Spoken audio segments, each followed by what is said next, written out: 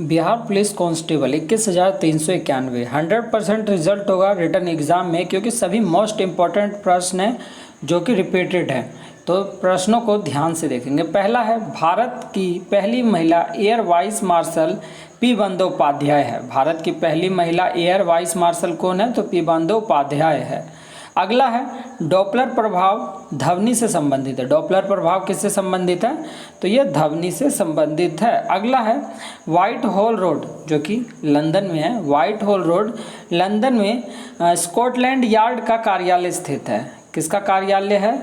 तो Scotland yard का कार्यालय स्थित है व्हाइट हॉल रोड में। याद रखेंगे, व्हाइट हॉल रोड में स्कॉटलैंड यार्ड का कार्यालय स्थित है। अगला है, फ्यूरर की उपाधि हिटलर को दी गई थी।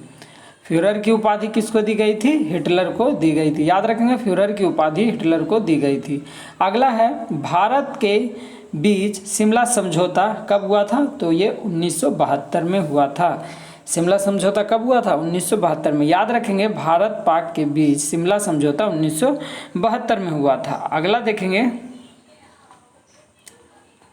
सारनाथ पिलर मौर्य कला की वस्तु का नमूना है ना। सारनाथ पिलर किस कला की वस्तु का नमूना है? तो मौर्य कला की वस्तु का नमूना है। याद रखेंगे, सारनाथ पिलर मौर्य कला की वस्तु का नमूना है। अगला है, कानपुर से 1857 की क्रांति के नेता कौन थे? तो ये नाना साहेब थे। याद रखेंगे, नाना साहेब थे। कानपुर से 1857 के क्रांति के नेता नाना साहेब थे। अगला है, अरावली पर्वतमाला पश्चिम में गुजरात से उत्तर में दिल्ली तक फैला हुआ है। अरावली पर्वत कहाँ से कहाँ तक फैला हुआ है? तो पश्चिम में गुजरात से उत्तर में दिल्ली तक फैला हुआ है। याद रखेंगे, अरावली पर्वतमाला पश्चिम में गुजरात से उत्तर में दिल्ली तक फैला हुआ है। अगला देखेंगे, जेम्स बॉन्ड नामक प्रसिद्ध जासूसी कथा के रचनाकार इयान फ्लेमिंग थे। कौन थे? Ian Fleming. याद रखेंगे, जेम्स बॉन्ड नामक प्रसिद्ध जासूसी कथा के रचनाकार इयान फ्लेमिंग थे। अगला है, वैक्स म्यूजियम लंदन में है। वैक्स म्यूजियम कहाँ है? तो ये लंदन में है। अगला है, पहले गोवा में पुर्तगीजों का शासन था। गोवा में किसका शासन था सबसे पहले? तो पुर्तगीजों का। याद रखेंगे, पुर्तगीजों का शासन था गोवा में।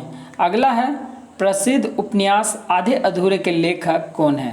तो ये मोहन राकेश हैं। कौन है? मोहन राकेश। याद रखेंगे, आधे अधूरे के लेखक यहाँ बोल रहे हैं, है ना। तो प्रसिद्ध उपन्यास आधे अधूरे के लेखक कौन है?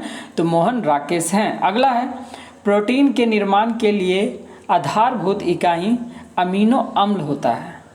प्रोटीन के निर्माण के लिए आधारभूत इकाई कौन सी है? तो ये अमीनो अम्ल है। याद रखेंगे, प्रोटीन की इकाई के लिए आधारभूत इकाई अमीनो अम्ल होता है। अगला है, श्रीहरिकोटा आंध्र प्रदेश के नेल्लोर जिले में है।